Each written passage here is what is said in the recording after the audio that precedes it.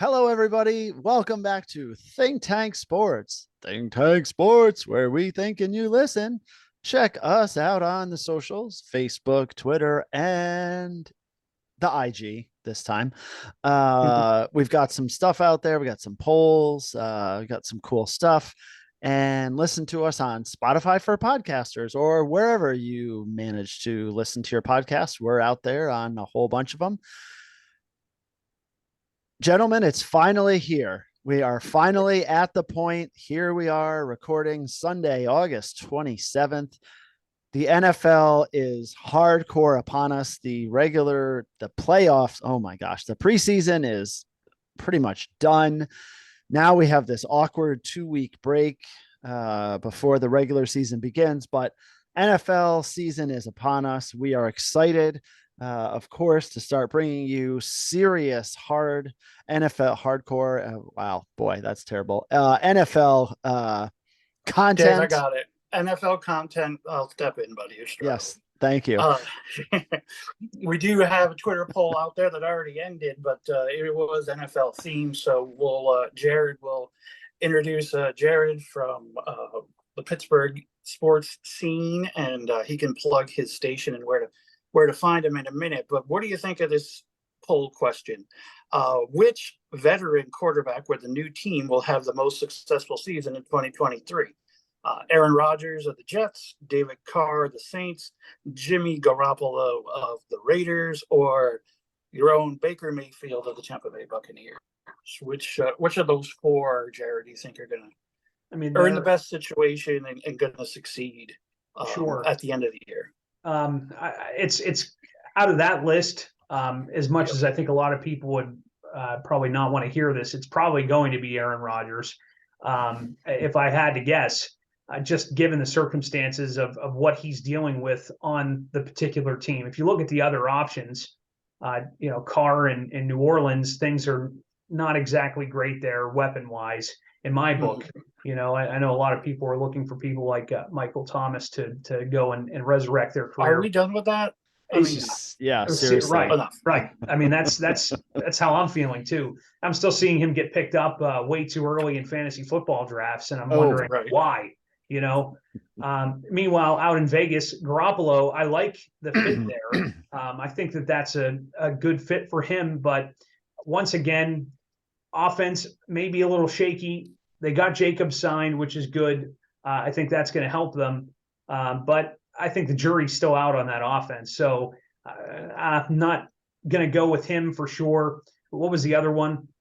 Baker Mayfield. And Tampa. And Tampa, that's another team. They have a few weapons, aging weapons, but it's a lot of unknowns defensive-wise, especially down in Tampa. So I'm going to say Aaron Rodgers.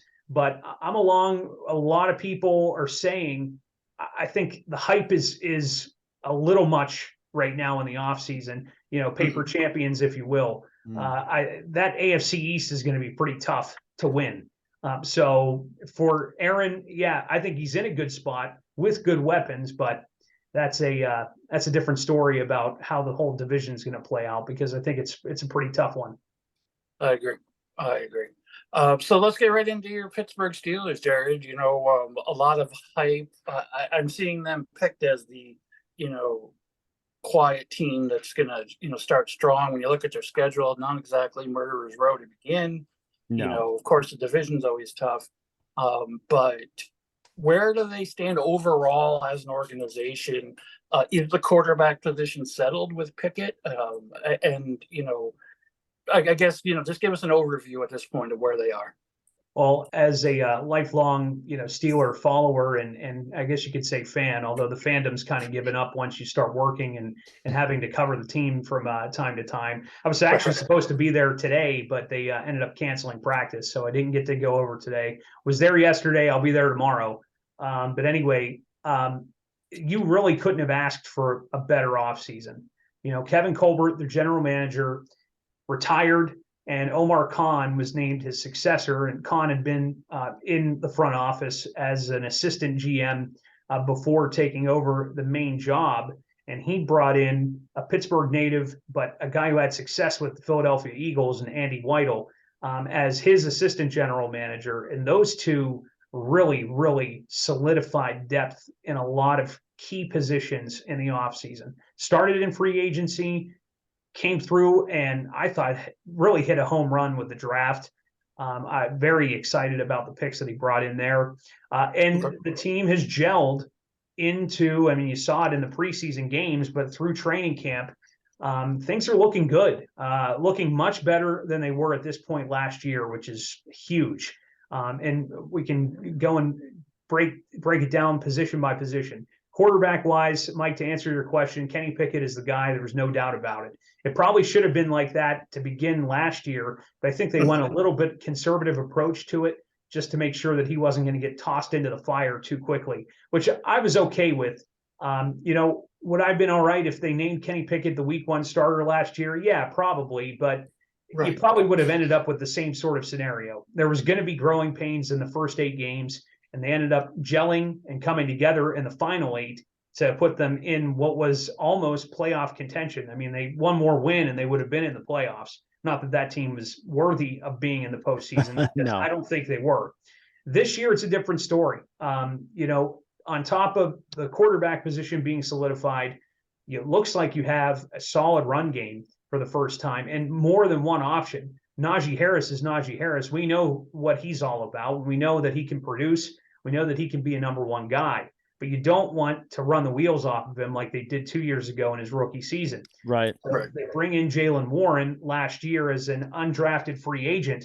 He came on the scene in spurts last year, but this offseason and into training camp this year, man, does he look good. And that has started the murmurs and the rumors like, oh, well, maybe there's a competition for who should be the starting running back in Pittsburgh. That competition doesn't exist. Najee Harris is still number 1. Yeah. The team has said as well it should be. Yeah. Correct. But Jaylen Warren is a great complementary piece to have in that run game. Meanwhile, there's a depth piece with Anthony McFarland as well, although there's a chance that he may not even make the roster just due to who they need to keep in other positions depth-wise. The receiving core looks very, very solid. We knew Deontay Johnson for what he was. He's a guy that can play well, but in clutch situations, he seemed to maybe not have the best or most trustworthy hands. Well, I think this preseason has changed things there. He and Pickett look on the same page, and it's been like that throughout the offseason and in through the preseason games. So he's looking good. George Pickens, who we knew was going to continue to trend in the right direction, looks like he's going to be another superstar on the verge of breaking out. They bring in Allen Robinson. Jared, I don't mean to cut you off. Oh, go ahead. Let's take a break right there. What did you think of your boy Ryan Clark and the controversy he started with Pickens versus his counterpart, Garrett Wilson on the Jets? And I agree, they're both very, very talented and splitting hairs, but was that just more summer fodder, or what was going on in Pittsburgh for that? Well, I'll say this, and I think Justin Jefferson was involved in that conversation as well, in saying that George Pickens was the same caliber or better than what Justin Jefferson is going to be. I think it's way too early to be saying, making claims like that. Justin Jefferson is an elite athlete, and he puts in the work and effort year in and year out. We've seen it since he's joined the league. There's a reason he's getting picked number 1 overall in most fantasy drafts. And if I had the number 1 pick, unfortunately I don't. I have 3 drafts coming up, and I pick 10, 11, and 12. And so I'm okay with it. I don't mind getting the end of the snake draft, so you're able to get 2 picks really quick. You'll take the good with the bad. But back to that conversation, Pickens, if he continues to progress, could easily find himself in that top 5 wide receiver category. I wouldn't put him there yet, but Ryan Clark probably was trying to stir some headlines and try to get some people talking on Twitter with the comments made. But I don't doubt his, him being very genuine and thinking that Pickens is going to be a star in this league at some point. Maybe a little might have been hyperbole just a bit, but he'll never admit to that, as none of the pundits do. And we've seen a lot of controversial things come out of a lot of names throughout the offseason. Ex facto Colin Cowherd, who is naming people who aren't even alive anymore as potential quarterbacks that could never make the Super Bowl. So we've seen a lot of ridiculous stuff come out of people's mouths with some of these national pundits. So you can't take everything at face value, for sure. Are you in nomination, Jared, for the seat across from the aforementioned? Oh no, not Colin Cowherd. Who's my other boy, Woody? That's looking for a counterpart there. Oh, on ESPN. Sterling Shepard left. Yeah. Yeah, I can see you in that spot, buddy. Oh, I don't know about collar, beard game strong. No, I don't know about that. I don't really bring any NFL experience or major college football experience, so I don't think I'd really be in that running. But I'm glad to humility. Yeah, I'm glad to serve whatever role I can serve here and anywhere else that would want my services, though. Sure. So, Jared, you mentioned the defense for the Steelers, and certainly over the years, it's always been a huge strength. Where do you see that piece sitting, and what are you hearing as you're there listening to the interactions at camp?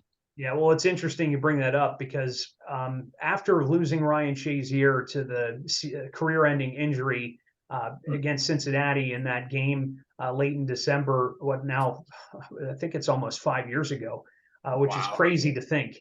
The defense was sort of at a crossroads. They had talent, but they were missing a key cog in the wheel in terms of that middle linebacker presence. And they tried to replace it with Devin Bush. Right. That didn't work out. Now you're hearing the story. So Bush leaves right in free agency over the summer, goes to Seattle, and Seattle is looking to get rid of him before the season even begins. So that's all you need to know about a guy who the Steelers traded up to try to fill that void left by Shazier. So they're still trying to, but I think they have found the best combination of talent that they have in the last few years. They were rolling with guys like Joe Schobert and others who really were kind of out of gas or didn't fit well in the scheme. They brought in 3 solid players. The first being Landon Roberts, who I'm sure as guys who follow the AFC East very well are familiar with his time in New England. A downhill middle linebacker, run stuffer that is going to be a very important piece. They also brought in Cole Holcomb, who, if you follow the NFC East, you should know a little bit about him coming over from the Washington Commanders. Holcomb coming off an injury in the offseason, but is your stereotypical middle linebacker, tough guy.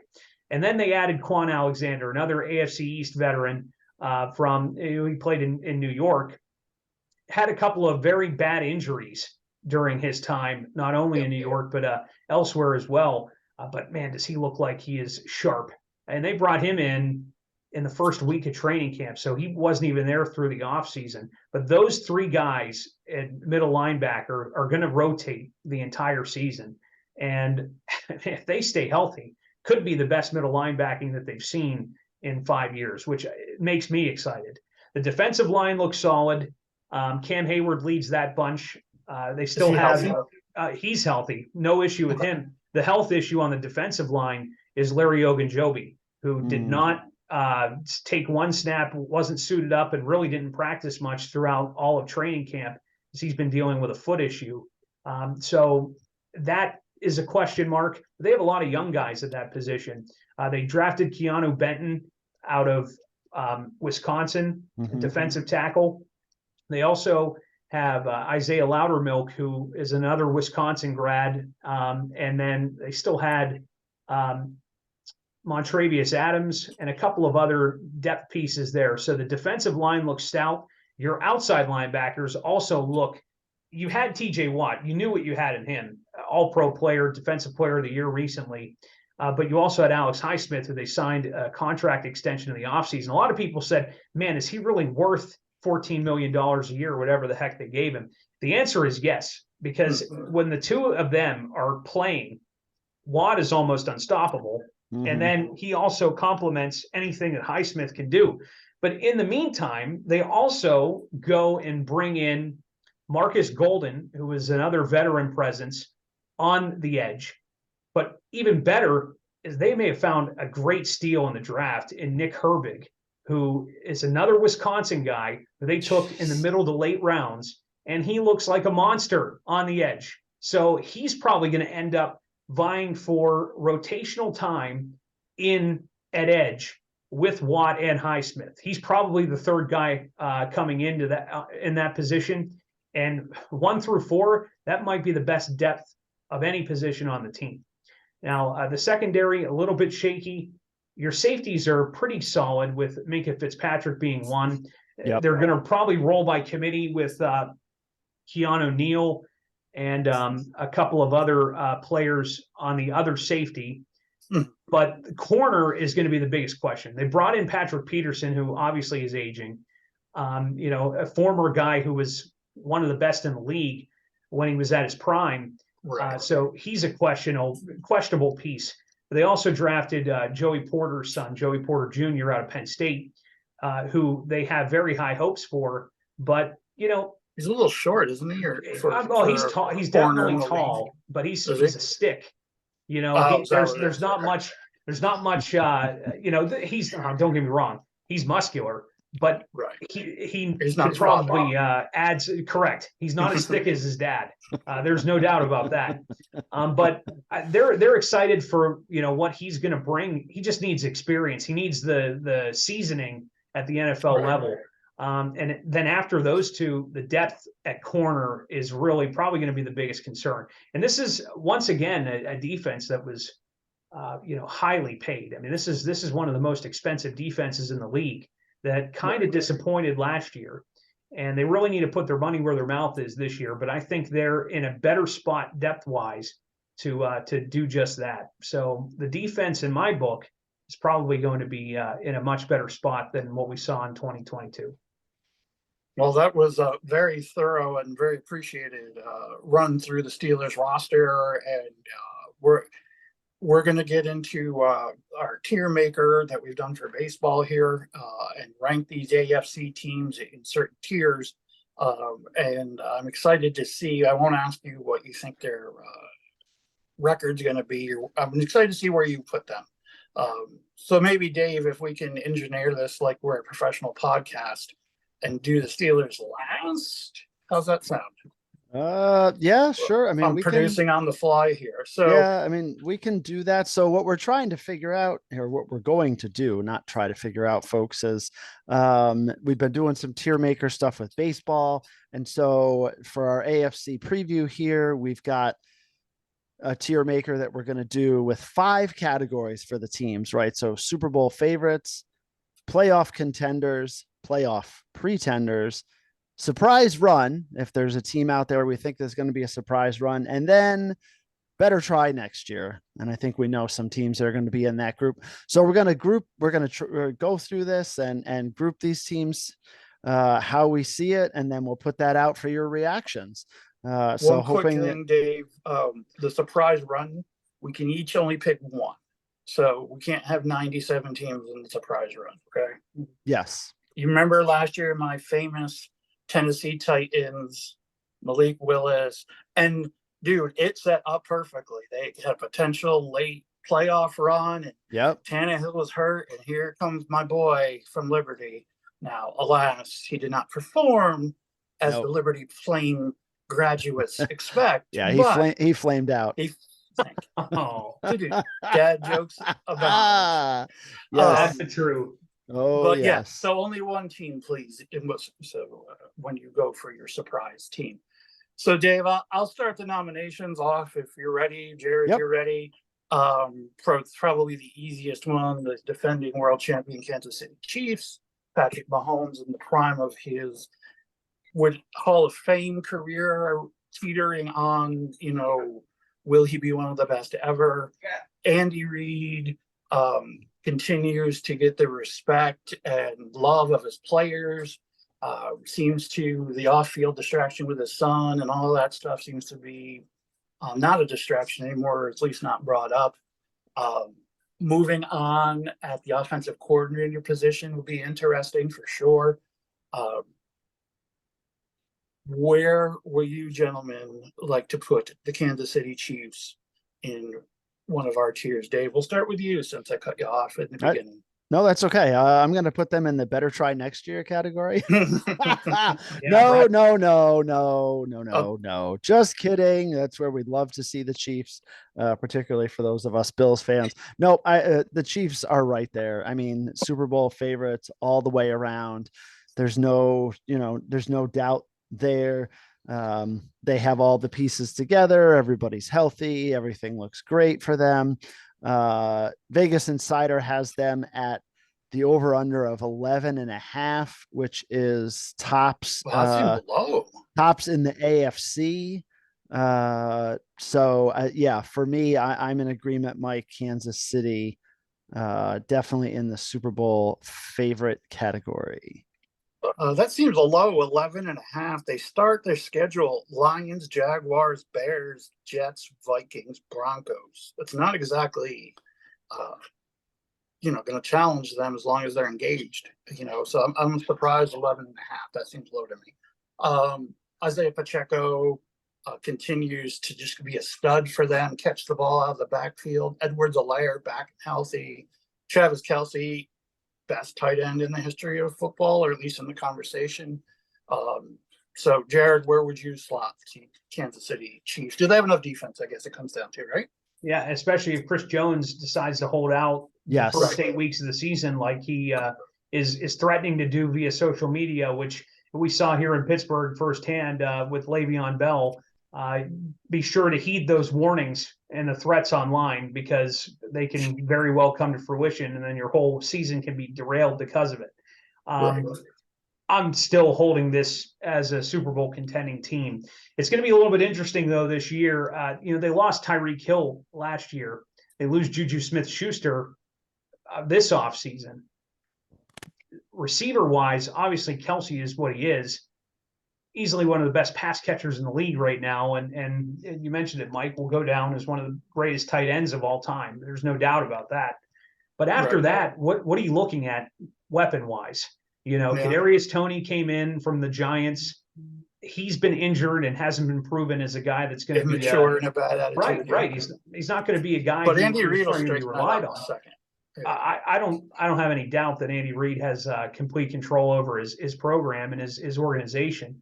Sky Moore, who's actually a Pittsburgh guy and somebody who we were very familiar with in these parts, looked to be a guy that could be very, very high up on Mahomes' trust list. But, I think I like what Pacheco brought to the table. I feel as though as long as you have Mahomes, you're going to have a chance offensively, no matter who he's getting the ball or who's throwing the ball, who he's throwing it to. I just got to watch. They may not be as dominant as they have been in years past, because they've lost some people. And if the young guys step up, they could be just fine, just like they have been. But I would say, yes, they're still in the Super Bowl contention category, but they're probably towards the bottom of that Super Bowl contention category in my book. Not that means anything, because they could easily make it right back to the championship once again. Sure, absolutely. All right, let's move on, gentlemen, to another team that made a lot of offseason noise in the Denver Broncos. Not in the sense that it was all positive, although Russell Wilson seems to have been duly humiliated, and I don't think he has an office in the locker room anymore.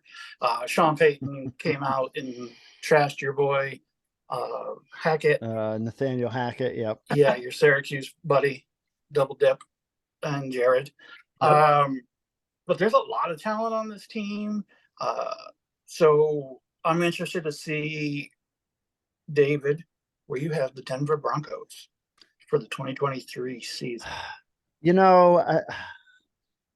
I feel like there's going to be some improvement there. I don't think there's has to be any way to not improve over a team that was 5-12 last year. I don't know. I still threw them in the better try next year category. I think it's it's still going to be a bit of a struggle. Russell Wilson is another year older. Yes, he's got Sean Payton, the quarterback whisperer, if you will. But Russell Wilson has had a lot of really good years. And I'm sure Payton will help him, but I don't know. I'm just not feeling it. Judy got hurt again, and that's a big blow. So I've got them in the better try next year because I just don't see enough talent there. That's my take. Jared, what say you? Um, Definitely at the way that the season ended last year, they were better luck next year. I mean, there's no doubt about that. And that's after, we're talking about the Jets being paper champions this offseason. The Broncos were the paper champions last year at this time. So they really had a fall from grace, even though they didn't prove anything on the field. And, and we saw that with Cleveland in years past as well. I mean, it happens. I'm going to go a little bit higher. I'll say playoff pretenders for Denver this year. Okay. I still don't think that they have what it takes to be a legitimate contender in the AFC, but they're going to definitely improve from the garbage, the dumpster fire that we saw last year, in my book. Jerry Jeudy's health is a huge factor. How Russell Wilson handles being another year older will be another huge factor as well. I just feel as though Sean Payton, he might bring in a better look for this team. Not that I'm the biggest Sean Payton fan, because really at the end of the day, and I guess people can knock Mike Tomlin for this too, but Sean Payton, other than the one good run of a year in New Orleans, what did he really do in his career? Not much when you think about it. And at the end of the day, he had Drew Brees, who was arguably one of the best quarterbacks of all time for a long time, and they weren't able to do much. So if he wasn't able to do much with Drew Brees, and all that, right? Like what do you expect with the back end of Russell Wilson's career? So, quarterback whisper all you want, but like, I don't know. I'll say playoff pretenders. I'm going to go with Dave and for my vote and put them in the bottom category. Their running backs, Javonte Williams and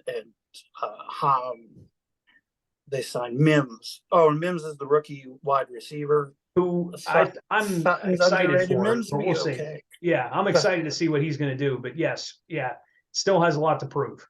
Right. And I agree with you with the Sean Payton slander that you just threw out there in a nice and smiley way. So I put them in the bottom category. A nice and smiley way. Slander. Las Vegas Raiders. The Raiders. Referred to early. Garoppolo gets out of San Francisco and goes, to Vegas into the big Roomba.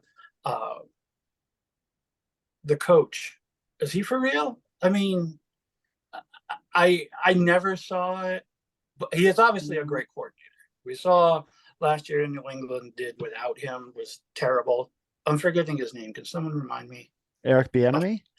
No. Raiders. McDaniels, right? Yeah. Yes. Josh McDaniels. Sorry. So, is he really going to turn this thing around? I mean, they did sign Jacobs, but they let Waller walk, which I'm, as a Giant fan, extremely excited about. I was going to say, you should be happy for that. Yeah. Max Crosby and who else on defense? I don't know. I think they're getting a lot more love than they deserve. So I guess I'm throwing it out there first. I'm going to put them in the pretender category. Like, sure, there's an outside shot, but, I don't have a lot of confidence in them. Jared, what say you? Yeah, I'm going to agree with you there, Mike. I like we mentioned at the top of the show, I like Garoppolo where he's going. But in terms of wide receiving weapons, I don't think that the team really is set well. And the run game can only take you so far in this league. I mean, unless you're Derrick Henry, which I get it. Jacobs is he's a Alabama disciple, so you would think that Sure. he'd fit the mold. But at the end of the day, he can't shoulder all the burden. And you saw with Derek Carr last year, it fell apart for them. Hunter Renfrow is like their best option to throw to. Like, that's a problem. Like Yeah. Hunter Renfro is a good piece to have, but Sure. not as the number one receiver. No, definitely not. Probably a great slot, an average 2, and an underwhelming 1. I would say Right. Hunter Renfro. Right. So I'll go pretenders as well there. David? Yeah, no, yes, I was feeling that as well. Look, the Raiders were 6-9 there, and they were right on the fringe, and then lost, the last couple games there. 6-8, sorry, they were 6-8 and lost the last 3 there to end the season. Looking at their schedule to start out this year, there's definitely some difficulty. Broncos, Bills, Steelers, Chargers, Packers, Patriots. So solid teams there. Solid teams, not like not every team is going to overwhelm you, but it's also not, I don't see an easy game in there as far as the Raiders go. And you think about the start, and obviously with Garoppolo, there's always the health issues there, but I feel like there's enough talent, they're able to do some things. I also had them in the playoff pretenders. All right. So 3 teams so far in the AFC West, 3 different categories we slotted them. And I like where we're going. So this last one in the AFC West will be a test then. The LA Chargers. Los Angeles. I almost said the San Diego word, but listen, boys. Well, I'll let you guys go first. I went first last time. Jared, what do you think about the Chargers? Well, if you remember back to our podcast last year at this time, I was really high on Justin Herbert, and I'm still very, very confident that he is going to turn into something special. And I feel as though they're thinking the same thing. They wouldn't have given him that giant contract otherwise. I think he's the second highest paid quarterback in the league now. So now it's time to step up and show what you're made of. A kid out of Oregon who's been there for a few years that is going to really have to lead this team to the promised land, a place where they haven't been really in a long time. Since the 80s when they were in the Super Bowl last. So it has been a long time, but I'm on the brink of playoff contender and Super Bowl contender with this one. I'm going to say playoff contender just because I don't know how I feel about their defense. The weapons are there offensively. I'm very high on, Keenan Allen is what he is. We know what he is. Mike Williams is a guy who is definitely trustworthy as well. But I'm very high on Quentin Johnston, the rookie wide receiver out of TCU. Adding into that mix, he could make a huge difference in that offense. You have 3 very, very viable wide receivers for Justin Herbert, along with Eckler, who is going to provide what Eckler provides. A guy who was a little disgruntled this offseason, but ended up coming to camp and had no issues being with the team through the month of August. So I love what the offense could provide with LA. Not so sure about the defense. We'll see. I'll put them as playoff contenders. David? So I'm going to go out early here, and this is my team that I'm putting in the surprise run. Okay. I think that, so was I was going to do that. it's, I should have gone first. Yeah. They're one of those teams, and Jared kind of hit on a lot of it. There's a lot of potential there. I think, the last few years, certainly we've kind of thought the Chargers are going to take off. They're going to do something. And it's just, they always seem to kind of find some small bumps in the road, but this is my surprise team to make a run. When you look at their schedule, it's not horrible. There's some pieces they play, Dallas and Kansas City back to back. They're coming off their bye, which is the bye week for them is week 5. So I think that's ugly and that's early, but you get the Cowboys and the Chiefs, then there's some other challenging, and they finish up Bills, Broncos, Chiefs. So, there's some tough spots in there, but there's some I think there's some definitely very winnable games. They've got, the NFC Central, or the NFC North, should I say? My gosh, how old am I? They've got the NFC North as their divisional opponents from the NFC. So I really like them. I've always liked Justin Herbert. And my thing is Mike Williams has got to stay healthy. He's had a lot of issues the last couple of years. And when he's healthy, they're amazing. And he's got to stay healthy. And so does Eckler. Eckler, last year probably had the healthiest year that he's had. And he was just, unbelievable. So the defensive stuff obviously is a struggle. And I think the teams that are going to do really well are the teams that have really good defenses, but I could see the Chargers making a run. Yeah, I think the AFC West is like the Pac-12 this year. All quarterback play and no defense. And only 4 of them left. Right. And only 4 of them left. Good point, Dave. Did you? Austin Eckler, yeah, he's on the back end of his running back window at 34 years old. And sure, he was right to make a stink. I think he's been drastically underrated, in previous years. But I like their depth. Josh Kelly, Isaiah Spiller. Yes, there's fall off, but it's not terrible. I love their wide receiver core, if healthy, of course. And like you said, Quentin Johnson's a man amongst boys. But I really love their offensive line. I think that they've been consistent and have paid those guys. With Rashawn Slater just handling the left tackle spot, no one's getting past that dude. I don't care, Max Crosby or whoever. So I'm going to put them in the contender. They were going to be my surprise team, but I can pivot because I don't want 2 of the same David. Mm-hmm. But there we are. So Dave, pick the next division. All right, we're in the AFC. All AFC, let's see. All the time here. Yes, sorry. No, you're good. My gosh. So 4 teams in the West, 4 different categories. I think that's interesting. Let's go to the AFC South. David. So let's go to the AFC South, a division that has been over the last bunch of years dominated by the Tennessee Titans, who started out great. We thought they were going to be terrible last year. They ripped off to a great start and then lost 7 games in a row to end the year. And opened the door for those Jacksonville Jaguars to sneak in, who they won 5 in a row to end the year and get into the playoffs, and are really a team to be reckoned with, I think. But let's start with the Houston Texans. And the Texans, not the greatest team.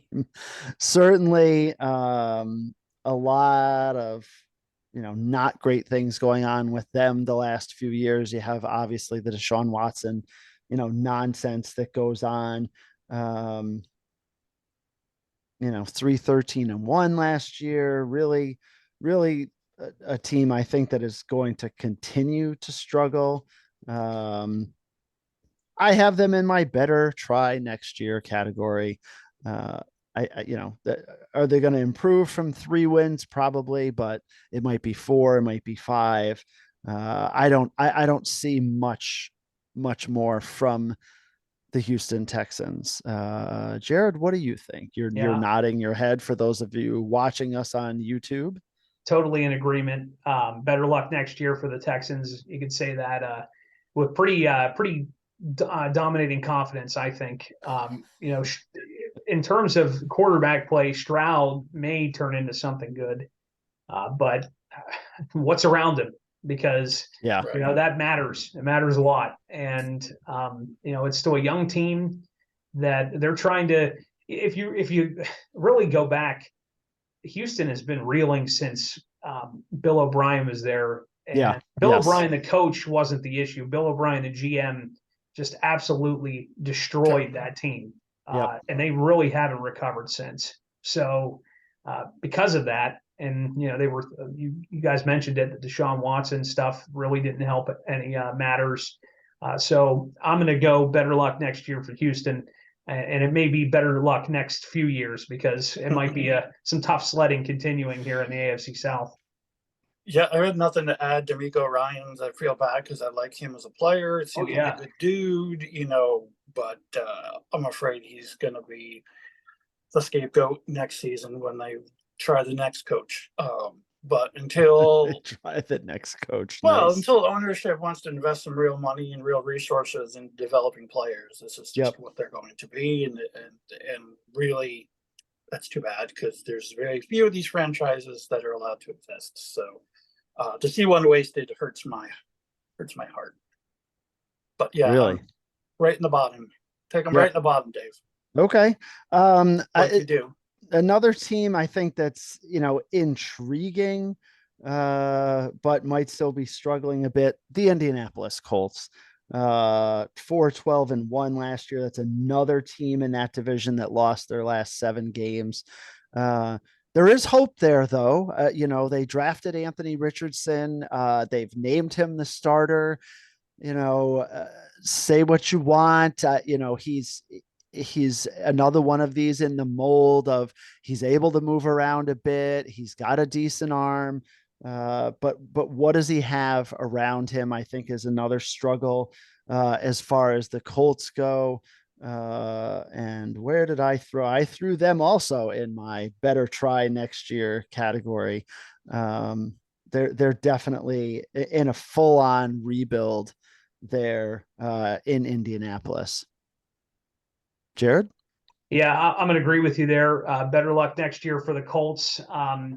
Anthony Richardson, again, may pan out over time. I don't think this is the year, especially with the contentious issues that they have with Jonathan Taylor as we speak, who is Yes, actively on the open market. And if he would happen to get dealt in the next week before the season begins, that could really throw a wrinkle into a lot of stuff.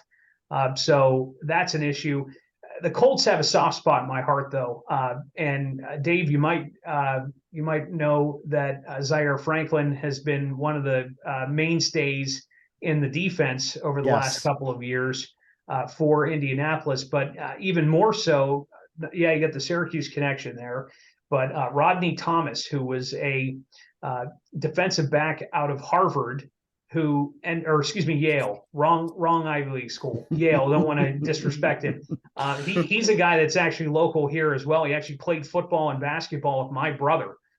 So they have the personal connection there too. And he ended up being a pretty important piece to their defense on the back end. So I want to see them succeed. yes. But once again, I'm not seeing much on paper there as much as Anthony. And you know how it goes. These first year quarterbacks, and how many times have we seen it where they get put through the meat grinder in their first year if they got a team that really has no stability. So that could easily end up derailing careers. We've seen that as well. So hopefully that doesn't happen with Richardson. But I'm going to say they've got some years before they're going to be any contenders. Well, I'm glad, Jared, you didn't say you knew someone or related to somebody that knows Anthony Richardson, because Right. I'm going to spoil it for you both. He's terrible. Okay. Yeah. He's not going to win. He's not going to be the quarterback in 2 years. So here's Anthony Richardson's college career. Drop back on first down, throw the ball 20 yards out of bounds. RPO that he hands it off to the wrong guy on second down. Third down, throws the pass to the tight end over the middle, 10 feet over his head, and gets his ribs broken by the safety. That's his career. One time 2 years ago, he had some great plays to beat your boys at Syracuse and showed some athleticism. I just don't see it. I don't see any accuracy, arm strength, intelligence, all of the things that you need to be a successful quarterback. Wow. He's super athletic, and that's it. So you can guess where I have these guys. And Yeah. you guys do. Consensus. Yeah. Mike. Beat out Sam Ellinger to be the starting quarterback. Congratulations. If Don't Mike forget about is, Minshew. yeah. Yeah. Oh, geez. If Mike is on the scouts for the Colts, boy, and they picked Richardson after listening to all of that, they are in some serious trouble walked out, there in Indianapolis. Yeah, I mentioned the Tennessee Titans with the 7 straight losses to end the year. what the heck is this team doing? I mean, you certainly have Derrick Henry, who is an otherworldly weapon and all of that, but geez, can we decide what the heck we're doing at quarterback? Is it Tannehill? Is it Liberty Flameout? Is it somebody else? Um, they let Brown go last year, and that really just kind of crippled their offense. What the heck are they doing? Geez, they only scored 298 points last year. What seemed to be kind of like a model franchise and going along, and now what the heck is going on there in Tennessee? Where the heck did I put them? Oh, I don't even, as I totally just bashed them. I have them in the playoff pretenders. They have some opportunities to win some games, certainly because of Derrick Henry, but when it comes right down to it, that they're not going to make the playoffs, but they might be close as far as that goes. Jared, what do you think? I'm going to agree with you there. Playoff pretenders, and if things really go awry, they might slip into the better luck next year. I just don't have any faith in Mike Vrabel at this point. Yeah. I want to like Mike Vrabel. Mm-hmm. He shows passion, but you can't divert your quarterback plans as quickly as they did last year. If Malik Willis wasn't ready, then he shouldn't have been thrown in. And I get it, Tannehill had his struggles and parts of injury, but they're going to roll with him first. I mean, I think you have to. Yeah. Then they bring in Mr. Mayonnaise with Will Levis, who knows what's going to happen there. He puts mayonnaise in his coffee, Dave. Don't get your mind out of the gutter. Yeah, right. Between that and muffins, I don't know if you saw the video. It was really gross. I ain't seen nothing since the down on the muffin. Sorry. Right. Oh. So DMC. Yeah, that's a real good one. Real good one there. Sorry. Meanwhile, DeAndre Hopkins comes in here, and that would have been an exciting move 5 years ago. But right. I'm definitely not moving the needle for me now in 2023. And Burks, who I'm high on, I think that he's a great receiver and could be their best option, is banged up. So he got hurt here in the preseason. So, and Derrick Henry's another year older. Not that he's going to be ineffective, but the wheels are going to start slowing down at some point. It's not like it's not a Tom Brady situation that could go on and on and on. For an extended period of time. So I don't know. We'll see. But I'm going to go pretenders as well. And defense is going to be suspect for them too. Yep. This will be a good team to, if you're into gambling, bet against first half of the year, because they're still going to get a lot of love on reputation and Derrick Henry. And by the mid-season, we'll know exactly who they are, which I agree. I'll give them a pretender because we have seen Tannehill show some signs of life occasionally in the past. Derrick Henry is still a stud, even though he's older. So got to give him a little bit of love as far as pretender and not see it next year. But that's as far as I'm willing to go, boys. Yeah, no, and that makes a lot of sense, Mike. When you look at schedule wise, in the first 8 weeks, they have the Saints, the Browns, the Colts, and the Falcons. So, they very well could have, 4 wins there, and be one of those teams you're like, oh yeah, maybe they are going to, pretend for a little while. So, very good there, as far as the Titans go. And then last but not least in that division is the defending champions, the Jacksonville Jaguars.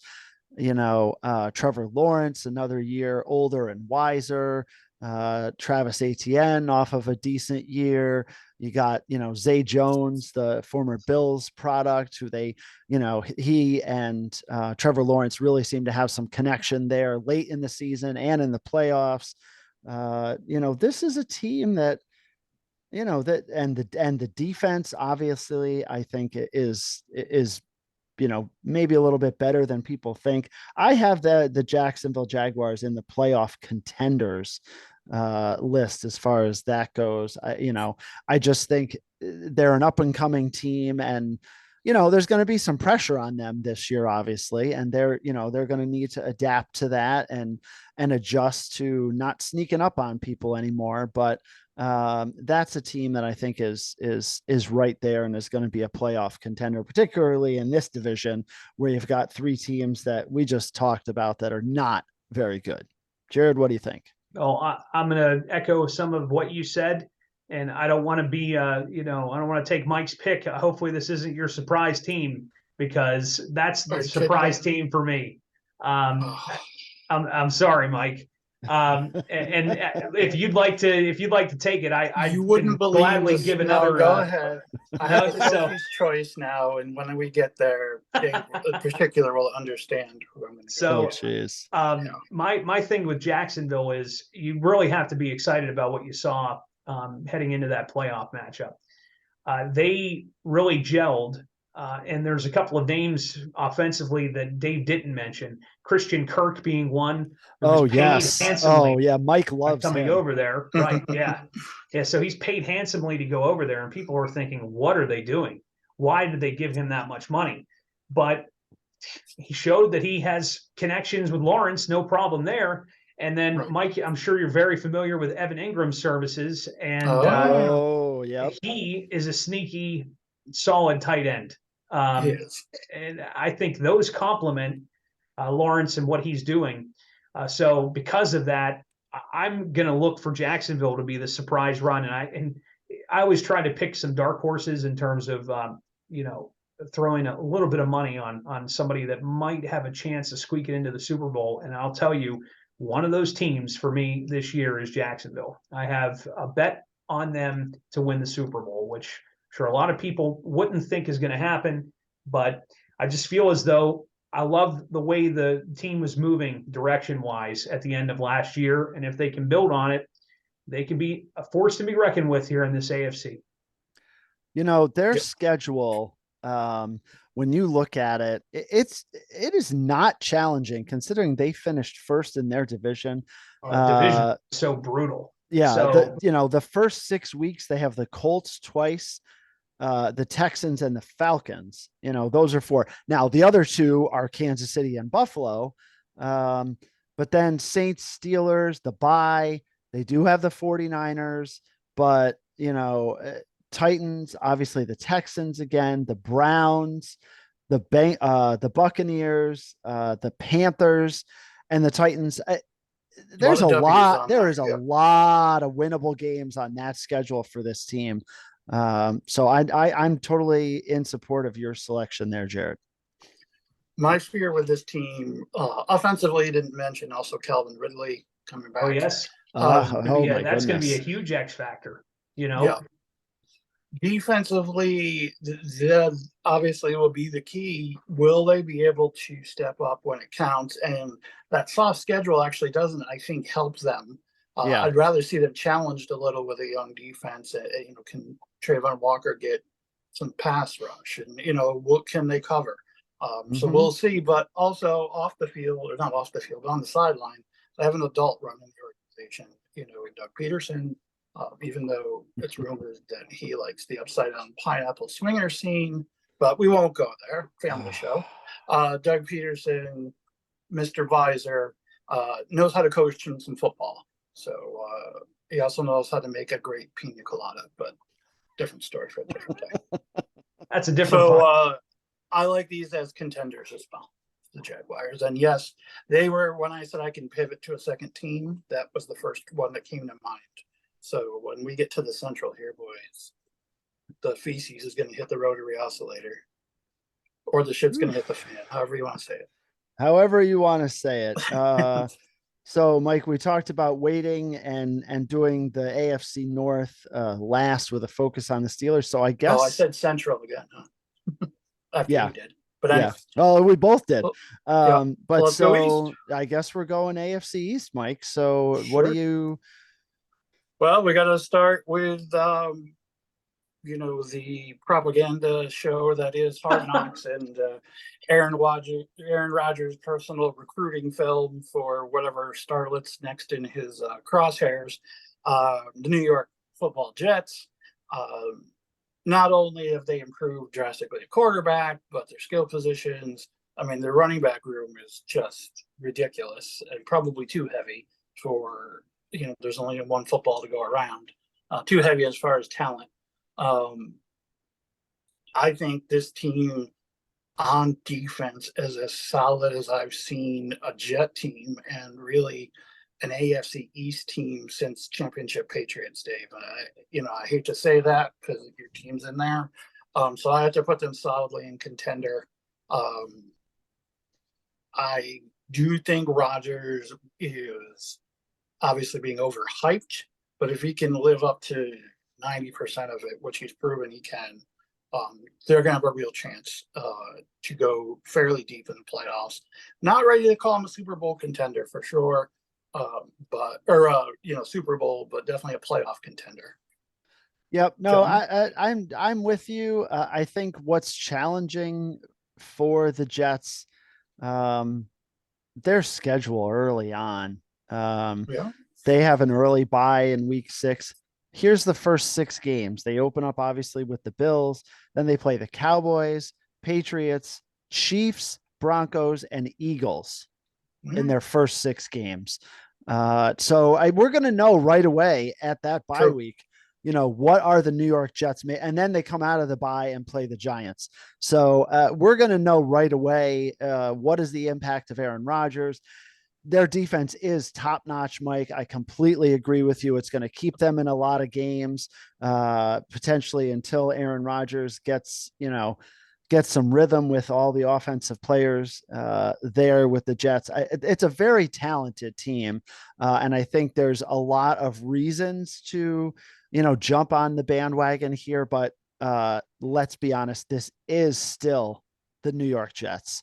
And I think there's a lot there to say. There's some hesitation there.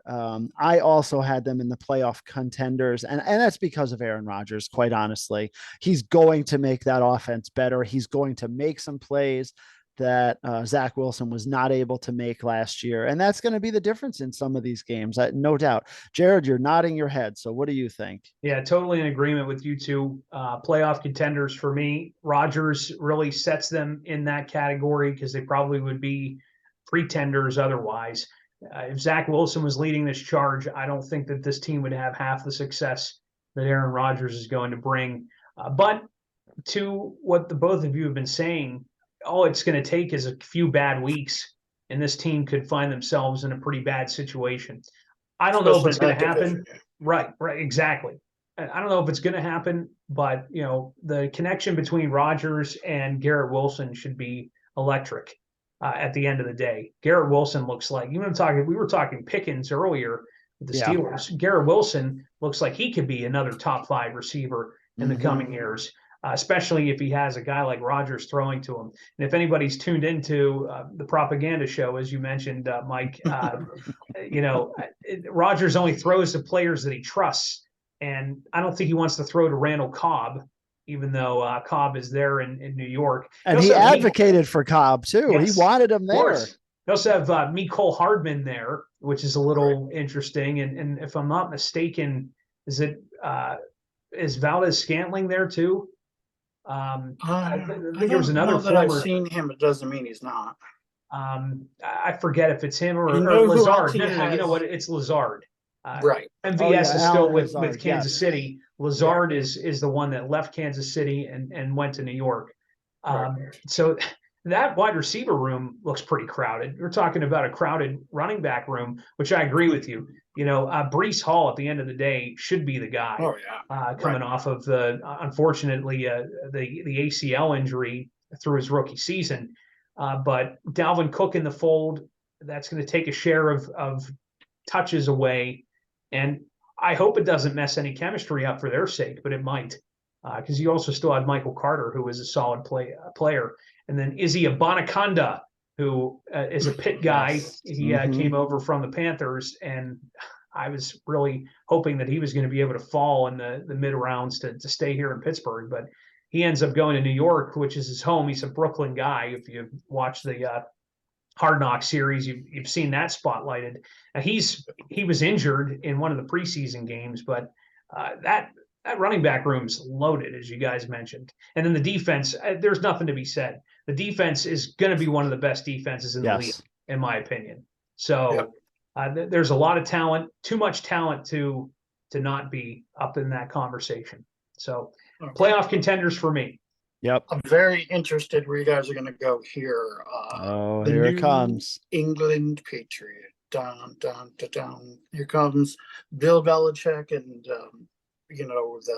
the vaunted uniform of the New England Patriots. By the way, they're bringing back those sweet, colonial helmets.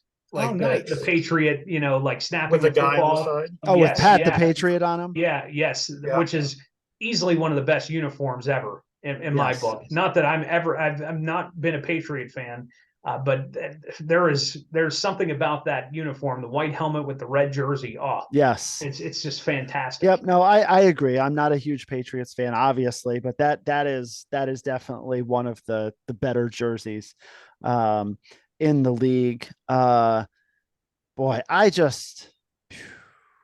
too inconsistent as far as I'm concerned with the Patriots. I like Mac Jones. I think he's a decent quarterback. I think he's got a lot to offer, but they just don't have a lot of options, and I think that's just, I don't know. Offensively it's a struggle. I just can't get behind the Patriots at this point. I just feel like time has passed and the other teams are better than them in the division, just in the division. And that's where you need to make your mark to get to the playoffs.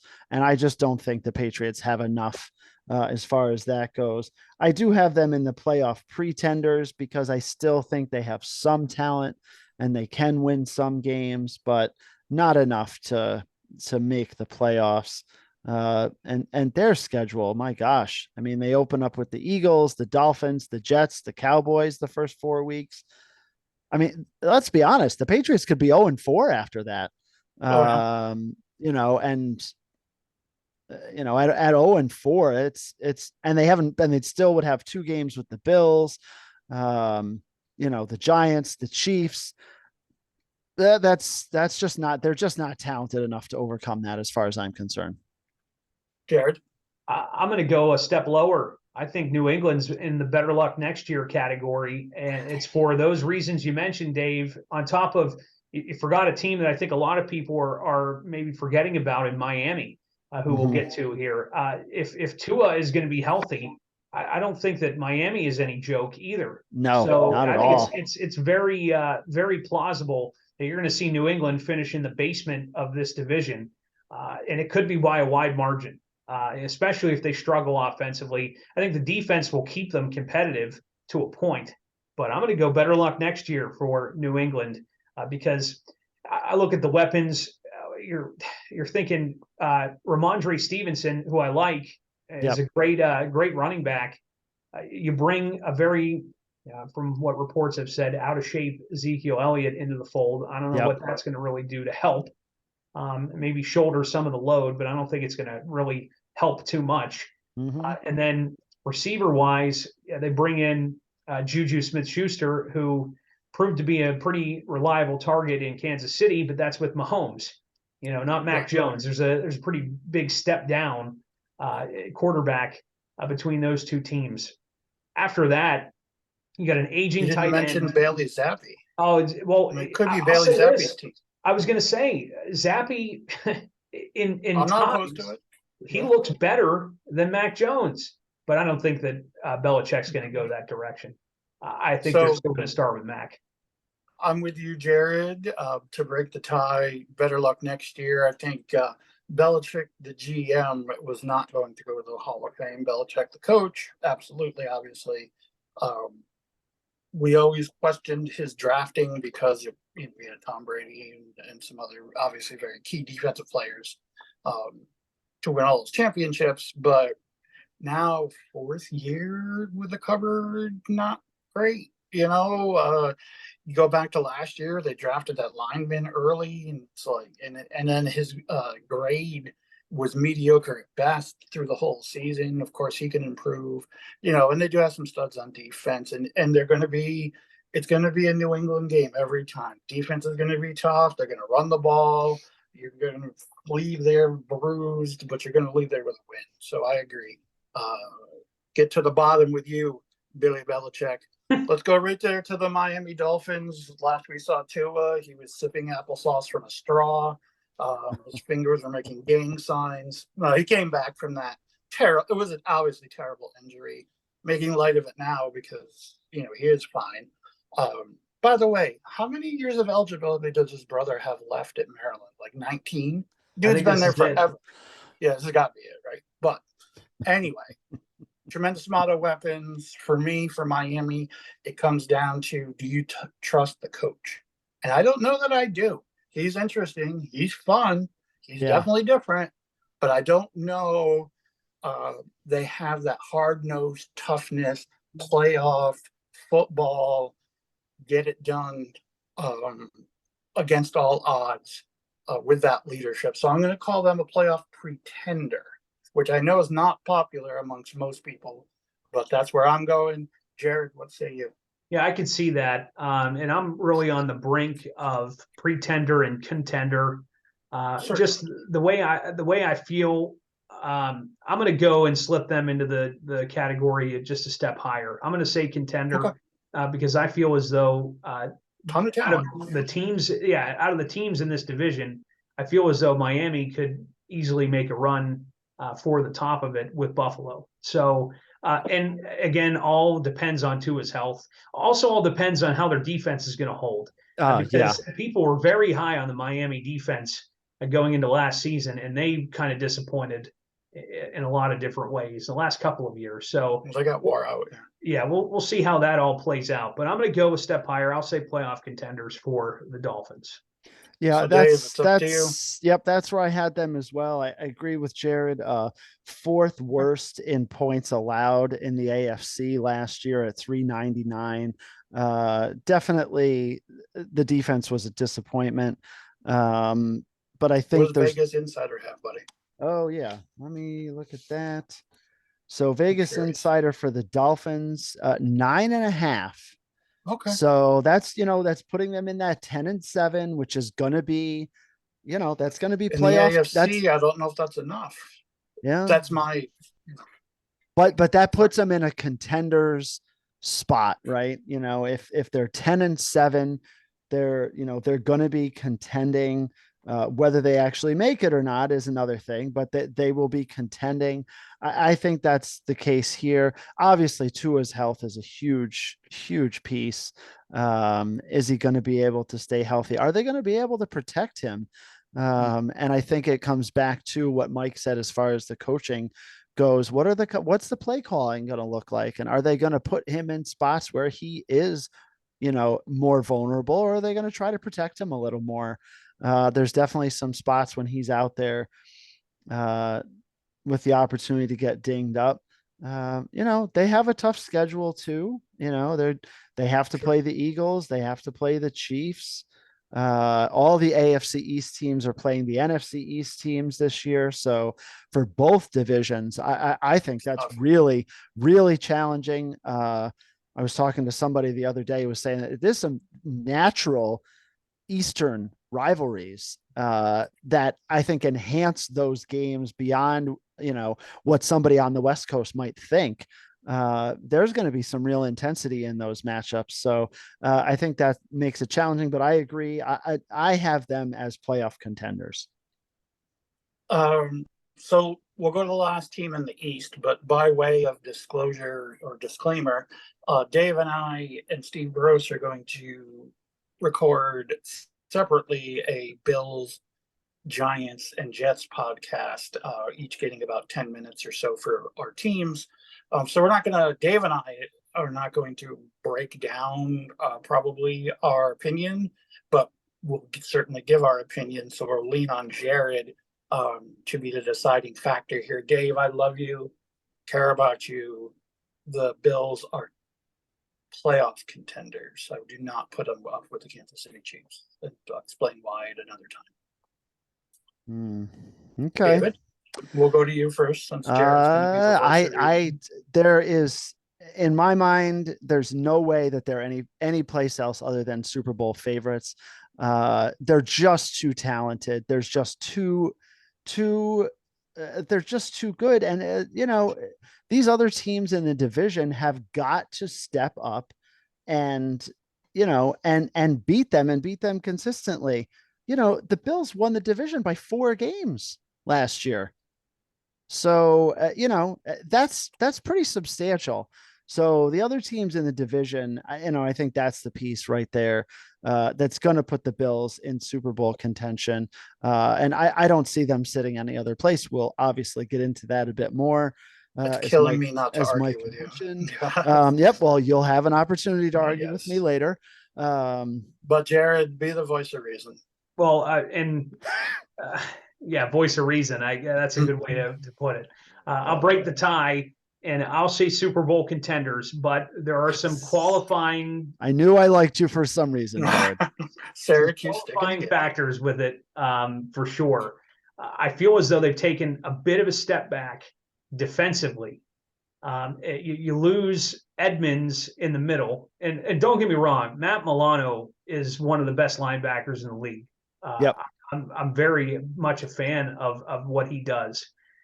We'll see how the defense holds though throughout the year. Mm-hmm. So I'm kind of sketchy on the defensive side for Buffalo, especially from what I saw in the preseason game where the ones were out on the field against the Steelers the entire time and looked lost. Now you can't take much out of a preseason game. I'm not saying I agree, but it's a little concerning when you see a team, and it wasn't even like mistakes in terms of like physical mistakes. It was mental errors. That team was penalized 13, 14 times in that game, with the majority of them coming in the first quarter and a half when your starters were in. That needs to be changed, obviously. Flip to the offensive side, I really like what they have in a couple of players. Obviously, Josh Allen is what he is. He's one of the best quarterbacks in the league right now, and I don't think anybody can really say otherwise. And maybe Mike has a counterpoint to it, but you guys can get to that in the Bills podcast, the Bills Jets Giants podcast. But anyway, I like what Cook can bring as a running back. We've saw a small sample size from him so far. Yep. I also like adding Harris into that backfield as well. I enjoyed Harris in New England, and obviously Buffalo is very familiar with him when he came in the what was that, like the coldest game in the last 20 years. Yeah. Oh, I was there. And pretty much took care of business single-handedly against Buffalo. Now he's on the good guys, if you will. Yeah. So I'm excited to see what that backfield is going to produce. And we know about their major weapons on the receiving side. One guy who I absolutely loved in the draft was Dalton Kincaid. Yes. Dalton Kincaid is probably going to be a huge X factor to this offense. And I was happy to see that he went to a team like Buffalo, and I was even more happy to see him in person in that preseason game. Mm-hmm. And he looks like he's already fitting in well with Josh Allen. Those two are already on the same page, which as a Buffalo fan, you would have to definitely be happy about. So I'm going to say Super Bowl contenders and look for them to be in the hunt, in the argument, although it's a very tough AFC East. That's, and you have to keep that into effect. And Dave, like you said, we're playing the NFC East, which is not going to be any cakewalk. So the schedule doesn't really go well with what they're trying to do. A path of least resistance, if you will, to the Super Bowl isn't really there for them this year, but no, they still have plenty of talent. So they should be great in that conversation. Yep. And it's definitely, they're going to have to play the Bengals again. They have the only saving grace. They have the Eagles on the Sunday after Thanksgiving. Then they have the bye week, and then they play the Chiefs. So at least there's a gap in between playing those two teams. But yes, I agree with you, Jared. The schedule does not really give them a whole lot of breaks. But at this point, you're one of the top teams. You have to deal with that, and you just do what you need to do as far as that goes. All right. So what do we have AFC left? North time. The AFC North, not the AFC Central. Those of you that are a little bit older would know that that used to be the case, was the AFC Central. So as we look at the Central, starting from what was the bottom last year, the Cleveland Browns, 7-10 a year ago. This is a team that had, oh my gosh, why I can't think of his name. Jacoby Brissett as the quarterback for a lot of the year, waiting for Deshaun Watson to come back. And so now, we get to see what does Deshaun Watson do, with a full year. He certainly, when he was with the Texans, was very talented. The Texans didn't have a great team around him at times, but Deshaun Watson still remains to be a very talented player. And I think, what the Browns do as far as success this year is really going to depend on a lot of what Deshaun Watson does. But I have them in the better luck next year category. I just think there's still a lot of struggle there with the Browns, and I don't know. I don't see it. I don't see it trending upwards from last year. I see it trending down a little bit. Jared, what say you? Yeah, this is tough. Obviously, I have my reasons for not really caring for Cleveland, at least specifically in football. I don't really have any disdain for the city itself or the other sports teams in town. I'm really caught here. All the national pundits want to make them a legitimate playoff team. And they've been trying to do that for the last, I don't know, probably 5 years now, ever since they won the playoff game against the Steelers down here in Pittsburgh. And look, they deserved to win that game fair and square. But the team that we're 3 more minutes in the game, Pittsburgh wins it. Sorry. Well, yeah, I mean, some may say that. But at the end of the day, that team that they put together that season, which was a weird year all around, is not what you're looking at on paper here. I don't like what Deshaun Watson is going to bring to the table. I just can't get back and think that he's going to just automatically solve any issue that Kevin Stefanski is dealing with in Cleveland. I have no faith in him anymore at this point. There comes a point where, yes, he was one of the best quarterbacks in the league at the time, but he missed so much time. I feel as though the game sort of passes by. And that's why I worry with people like with Calvin Ridley, although Ridley looks really good from the preseason. So, and it might be a little bit different with a wide receiver in Jacksonville. At the end of the day, I have no faith in Deshaun Watson. Weapons-wise, Nick Chubb is great, but after him, they have no depth running back-wise, at least nobody that I would tip my cap to in terms of would trust if Chubb would get hurt, because you don't have Kareem Hunt anymore. He's not with them. Receivers, Amari Cooper, I go back and forth on. He's still solid, but is he an elite talent at this point? I would say no. And the one maybe bright star to that offense is probably going to be their tight end, Njoku, yes. Who looked like a monster last year at times, and is probably going to end up being their most constant threat offensively. So if those two, meaning he and Watson, know how to make the connection work, then maybe it will be better than I feel. But it's a tough division to be tough sledding in this division, just like the AFC East. Defensively, nobody really stands out on paper to me. Myles Garrett, yes, he's a talent, but there's times where he's not available for them. And if you're not available, then what good are you? They don't have to deal with the sideshow that was Jadeveon Clowney like last year, where he pretty much quit on the team and whatever else. So he's out of the mix. But I don't see this team being that great. So I'm right on the edge of better luck next year and playoff pretenders. for the sake of argument, I'll go better luck next year. And Dave, what did you say? Contenders? I Pretenders? have them in better luck next year. Right. Well, I mean, you do have Deshaun Watson, who none other than Dabo Sweeney called the Michael Jordan of college football. Wait. This is a professional football preview we're doing, right? Would you let me make my point? Okay. All right. Then go ahead. Yeah, Syracuse saw firsthand what Deshaun Watson's all about. Yes. Just yes. just they like did. Jameis Winston. I don't know if you remember Jameis Winston coming to the Carrier Dome too was a sight to behold. So. Oh yes. So Mike, you may Amari continue. Cooper, Elijah Moore. You got to give the people what you want. Donovan People-Jones. People's Court. Njoku. That's what we like to call them around here. Yeah. Bottom line, it's a piece of shit organization and a piece of shit ownership and a trash franchise that signed a rapist and made his contract better by waiting until after he served his suspension. They consciously went out and did that. They just think about that for a second. Yeah. But anyway, I was when I'm on my third pick a team that's going to make a special run, they came up in my mind, and then I dismissed them just as quickly because they're a trash organization. So there you go.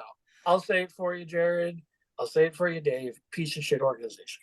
So there's a sixth category. So at the bottom, yeah, that's a sixth category. Better try next year. And I think if you look at, despite Mike's trashy description of the organization, if you want to look at Deshaun Watson coming back and you look at their first 5 games, Bengals, Steelers, Titans, Ravens, 49ers.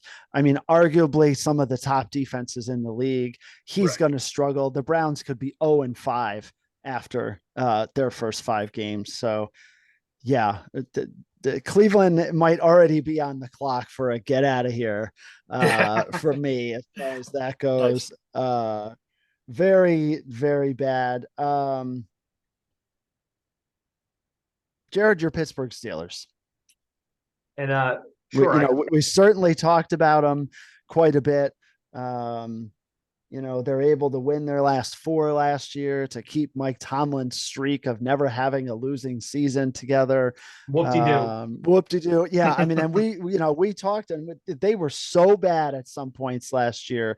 But now, they've seemed to have turned some things around. Kenny Pickett looked just, unbelievable, even though it's preseason. We'll take that for what it's worth. He's got a full preseason under his belt. Boy, the Steelers, for me, I have them as playoff contenders. I really think they're going to be right there as far as looking at all. And there's, a fair amount of teams in this category because the AFC is so competitive. But I feel like the Steelers, and I love Kenny Pickett, watched him play at Pittsburgh. I heard somebody on the radio saying the other day, the guy's 25 years old. There's a lot of guys in the league that are, 21, 22. I mean, he has played a long time as far as football goes. And he's just got a lot more experience, a lot more poise. I think that's going to make a difference for the Steelers. I have them in the playoff contenders. Mike? I'm just going to take them as my team that's going to make a sneaky run. I was teasing earlier. I was going to have Sophie's choice with Baltimore and Cleveland, but I just can't do either one. You know how I feel about Lamar. You heard just now how I feel about Cleveland. I didn't want to take Pittsburgh out of respect for Jared, but he didn't take them, so I will. I love Tomlin. He could coach my team anytime, and I love my coach now. Don't get me wrong, table. But they're going to fight hard. They got a lot of talent. If things break right, I can see them, making a run. And then once they get in the playoffs, anything can happen. So I'm going to take them as my surprise team this year. I didn't want to do that. I didn't want to take them as a surprise team because I feel as though that would be too much of a chalk pick. Too much homer. Yeah. I can't be doing that. That would ruin any credibility that I may or may not have. So I really like the direction, the way things are going. The last 8 games of the season carried into an off season. We mentioned this at the top of the show here today. Carried into an off season where they solidified depth, brought in great draft picks, and really, I think, moved this team forward and put themselves in a better spot in what is going to be one of the toughest divisions in football. For me, it comes down to a defense that, if is healthy, could be one of the best we've seen in the last decade for them. And then the big talk, obviously, is Pickett, which is important. But even more important, you have a solidified offensive line. Yes, that you didn't have last year. Isaac Seumalo coming over from the Philadelphia Eagles at left guard is going to be huge. He joins Mason Cole at center and James Daniels at right guard, who played very well last year. Chukwueze Okorafor at right tackle is a solid guy that had no problems in the preseason. And over on the left side, the first round pick, Broderick Jones, taken 14th overall. I think a lot of people expected him to surpass Dan Moore. Didn't happen in the preseason, which I'm A-okay with. Dan Moore looks like he's in the best shape that he's been in since he's been here. It's been 3 seasons now. This is his 3rd season. Not only that, looks solid at the position. So on top of looking physically good, plus playing skill-wise looking solid, you're not going to go and bump a guy who has pretty much played in every game that he's been available for in his professional career to this point, for a guy who has never seen action in the NFL yet. Yeah, I get the pedigree from Georgia, but there's no reason to rush a guy in like that. So you look at that offensive line, the tight end room stabilized as well. Freiermuth was a guy who was going to be a big target for Pickett anyway. Gentry, who's been there for a while, is their best blocking option. And then you add Darnell Washington into the mix there too, the big 6'7" tight end, also out of Georgia. Yep. Could be an X factor offensively. And then another guy who doesn't get a lot of talk, but can play multiple positions and can be very, very important is Connor Hayward, Cam Hayward's younger brother, who they drafted last year in the late rounds out of Michigan State. Michigan State, yep. And he is now lined up at tight end, H-back, fullback, running back, and also has played split end, as well as special teams. So this is a guy who's very versatile, doesn't have the size that you'd need, but definitely has all the grit and shows. I mean, his dad, Craig Ironwood Hayward, showed that he had skill, passed it down to Cam, and it looks like Connor has gotten a lot of that as well. So we gushed about the defense earlier. The offense looking solid in my book. I'm going to go playoff contender for the Steelers this year, and in my opinion, could be vying for the top spot in the AFC North if things play out the way that they need to. I mean, there's a chance that they could be at the top. Who's their field goal kicker? Chris Boswell is their kicker. All right, you've named everyone on the roster now. Congratulations. Sorry, such up for that. I do like Mitch Trubisky as the backup too. Not that I want Pickett. I want Pickett to be successful, but I think Trubisky still has good football in him. So I know that's Bears fans and obviously last year's Steelers fans probably don't agree, but I still think he's got some work to be done if Pickett does happen to get hurt. So I like where they're at. I agree where you boys are at. So where are we at, Dave? 2 teams left. The Baltimore Ravens were 10-7 last year. Obviously some struggles at times there, and they have been just ravaged by injuries the last few years, particularly with their running game, but yet they have continued to produce and played really good football. I mean, 10-7 was a step down from them from the year before. I still think that they are a very, very talented team, and is one that can be very, very competitive here in the AFC. I'm going out on a limb a little bit. Maybe I have them as a Super Bowl favorite. The Baltimore Ravens. They just have so much talent. If they can stay healthy, they just continue to do well. I mean, obviously Lamar Jackson has got to stay healthy.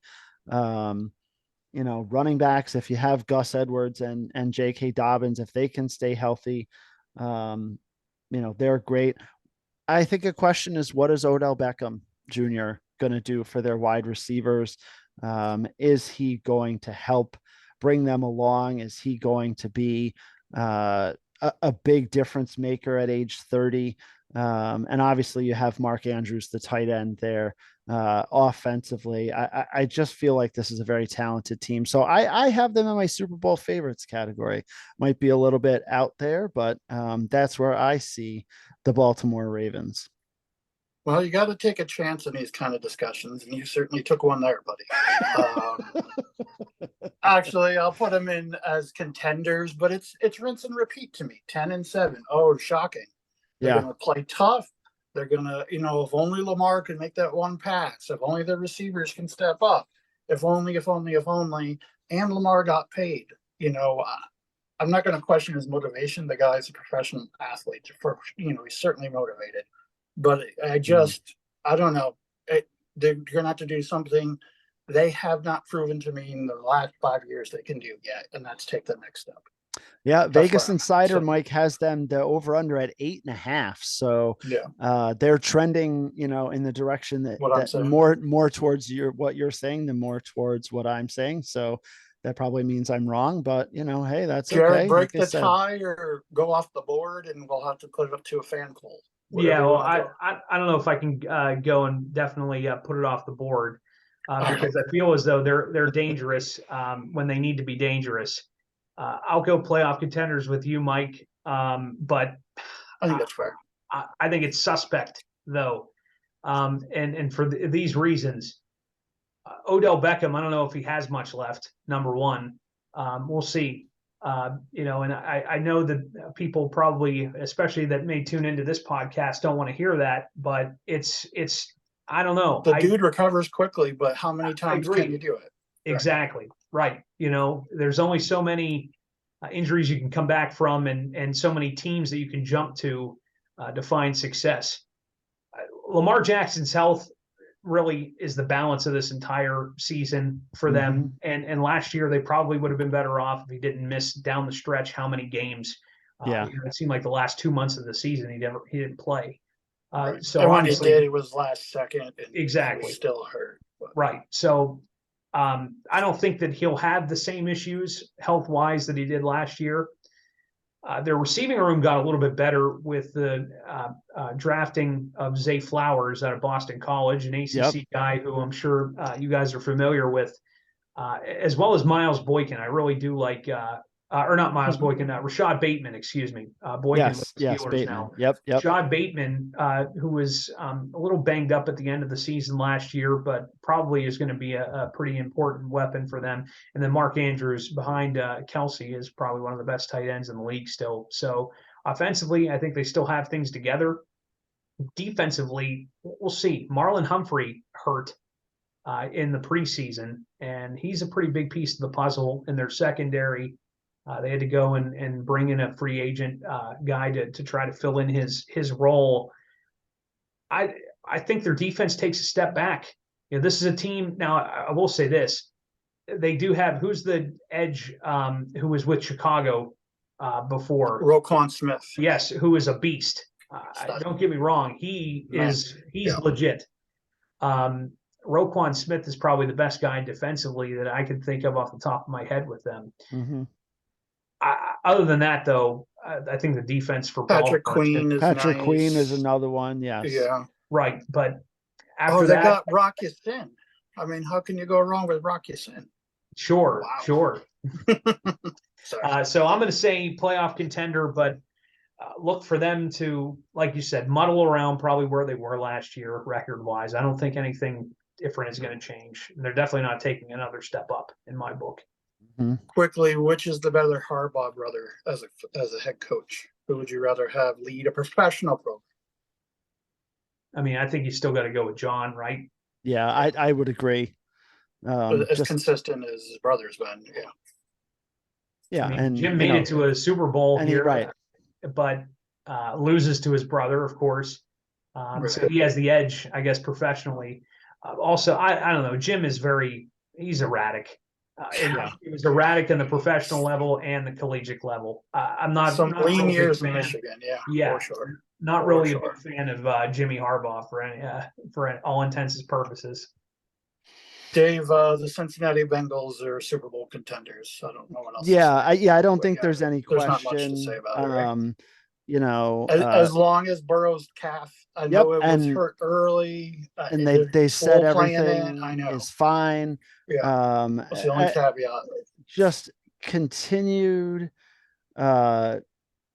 underrated defense. I don't know how much longer, maybe this is the year where it's not underrated and everybody says, boy, the Bengals have one of the best defenses in the league, because they do.